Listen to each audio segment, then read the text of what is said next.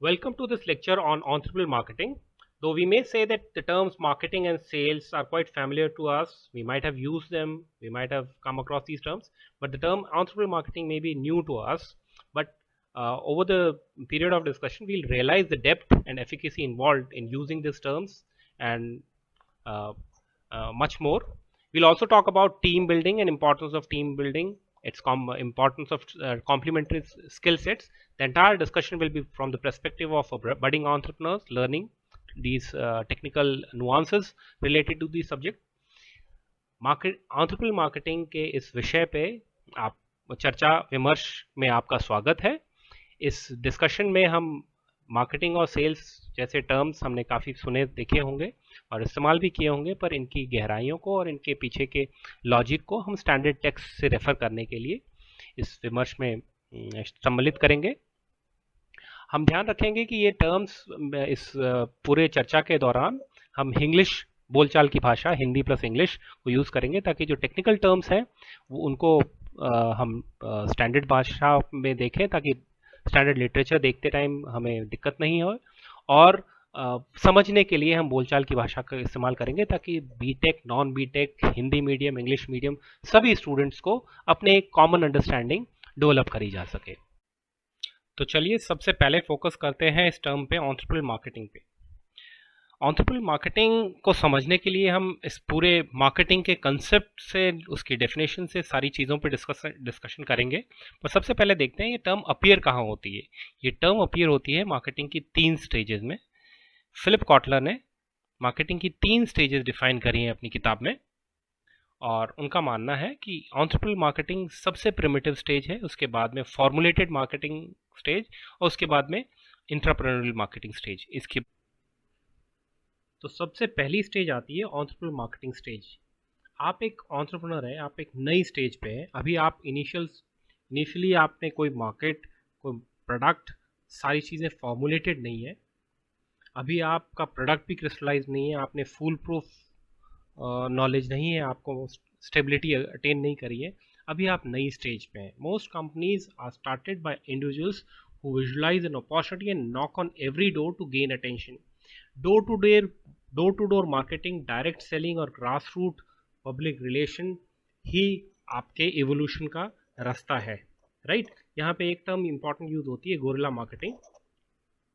Gorilla same आपने वो term सुनी होगी छापामार युद्ध की, जिसमें आप एक छोटा प्लेयर बड़ी एम्पायर के साथ में अपनी एनर्जी वेस्ट मिनिमाइज करते हुए, अपना वेस्टेज ऑफ एनर्जी मिनिमाइज करते हुए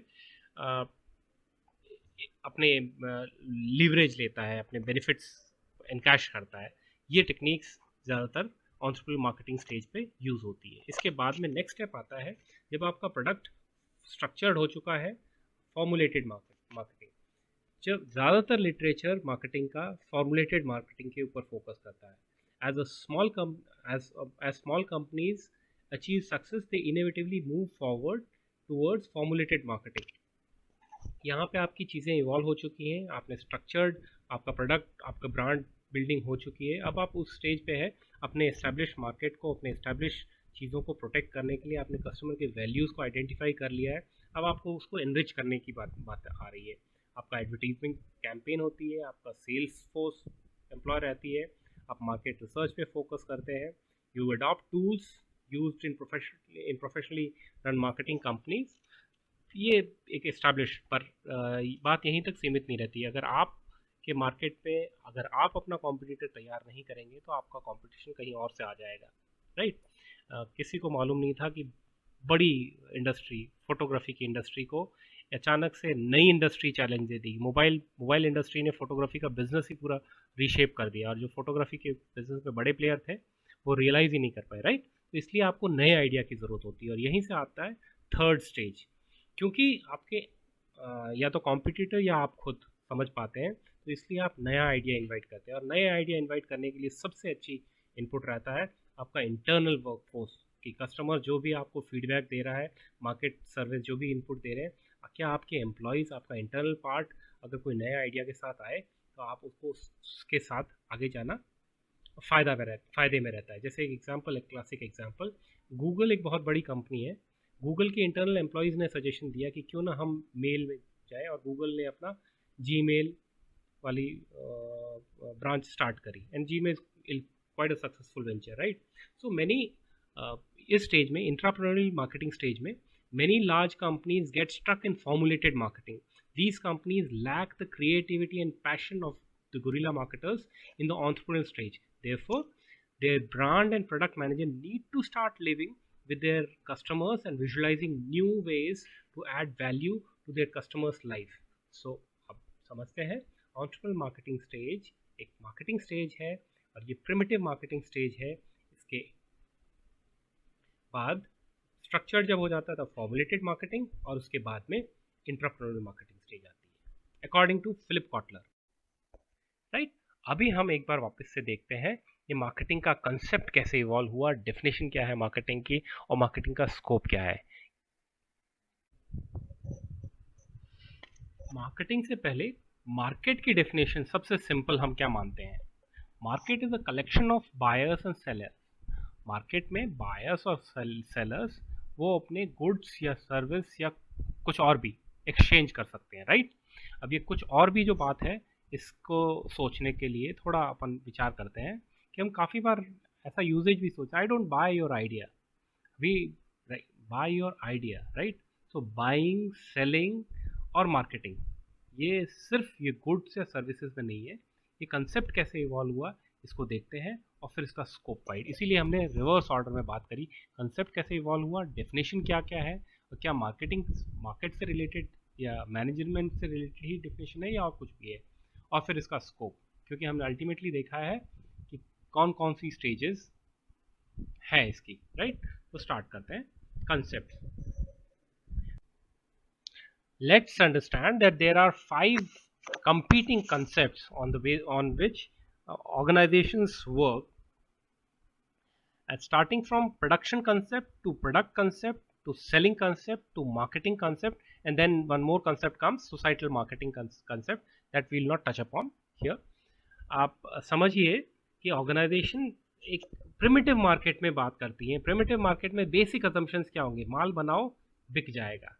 ओल्डेस्ट कंसेप्ट कि आप प्रोडक्शन की एफिशिएंसी पे, लो कॉस्ट पे और मास डिस्ट्रीब्यूशन पे फोकस कीजिए, माल बिकेगा. ऐसा ज़्यादातर अनराइप मार्केट में, नए मार्केट में, डेवलपिंग कंट्रीज़ में ये ज़्यादा चीज़ चलती है. कोई भी नया प्रोडक्ट आया है हमें भी चाहिए.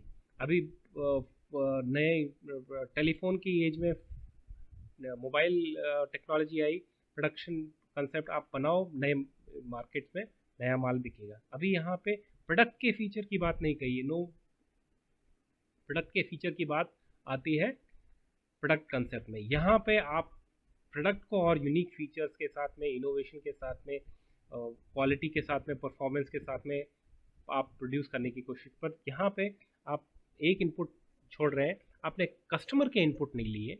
आप कस्टमर के इनपुट नहीं लेते हैं, और ये आपको लगता है कि हमने बनाया है, हमारा एक्सेप्शनल प्रोडक्ट है, इसलिए आप शायद कहीं ना कहीं किसी मायोपिया से ग्रसित हो सकते हैं.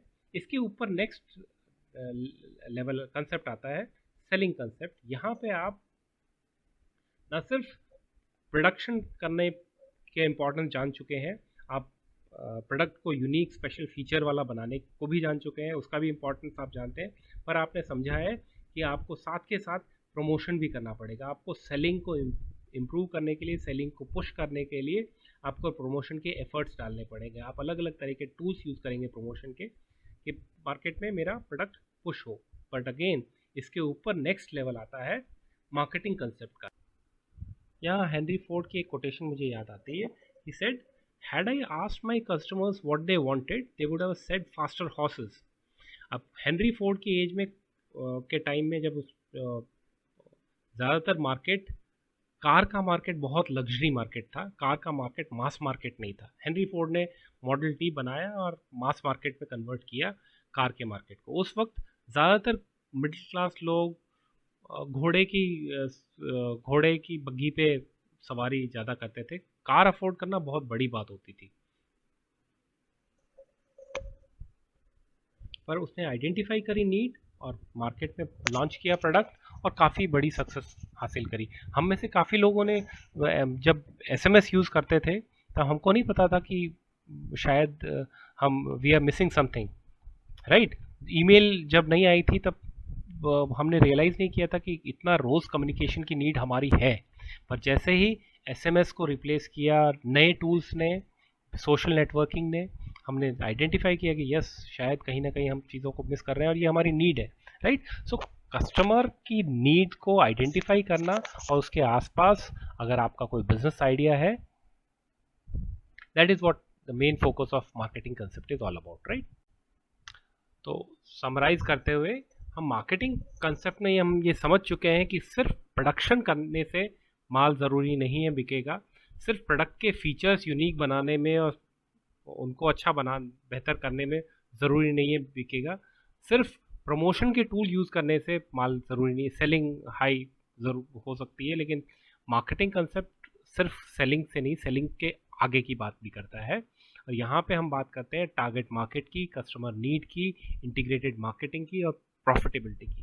प्रॉफिटेबिलिटी सिर्फ सेलिंग से नहीं, आप कई बार आप देखते हैं कि जब ब्रांड बनता है, एक ब्रांड का बनना अपने आप में सिर्फ प्रोडक्ट की सेलिंग से बहुत ज़्यादा आगे चला जाता है। आज कोको कोला का नाम अगर किसी भी ब्रेवरेज को मिलता है या पार्ले का नाम किसी फूड स्टफ को मिलता है, तो ब्रांड अपने आप में उस प्रोडक्ट को पुल कर लेता है, राइट।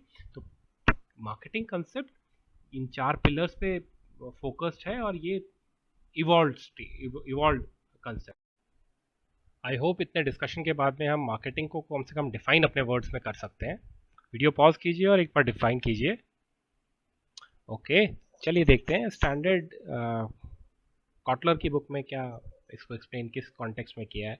क्या सिर्फ मैनेजरल पार्ट सामान बेचने, सर्विसेज बेचने, उसके कॉन्टेक्स्ट में है या इसका कोई और इवॉल्व फॉर्म है। फिलिप कॉटलर की किताब में इसको 2 कॉन्टेक्स्ट में डिफाइन किया है। पहला है मैनेजरल, जो हमें जल्दी से समझ में आ जाता है कि डेफिनेटली ये गुड्स और सर्विसेज के आसपास में है, लेकिन ये सेलिंग से ज़रूर से ज़्यादा आगे है। It is the simplest definition highlights that it is the art of selling products, but Philip Kotler quotes Peter F. Drucker and says that the aim of marketing is to make selling superfluous. It aims to know and understand the customer so well that the product or service fits him and sells itself. यहाँ पे ये इस point को highlight करना चाह रहे हैं कि ये मार्केटिंग का कंसेप्ट, मार्केटिंग का टर्म हम सिर्फ सेलिंग से कहीं ज़्यादा आगे हैं, और ये है हुई मैनेजरल डेफिनेशन।